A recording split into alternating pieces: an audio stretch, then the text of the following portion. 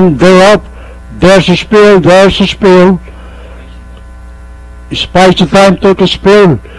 Early lead is taken by Hook Shot from the outside. Polka Dot Bikini by the rail in second. And running in third is Gentle Whisper. And Spicy, rather Silky Jackie is running in fourth.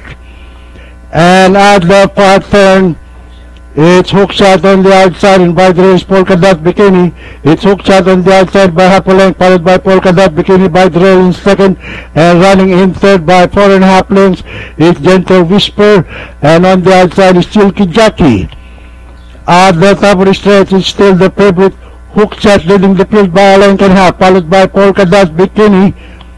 And here in the pair flying is still Hook Shot, Polka Dot Bikini, and Silky Jackie moving up on the outside, Gentle Whisper, and finally on the pair flying, it's a change for Hook Shot, Polka Dot Bikini, Silky Jackie, Gentle Whisper.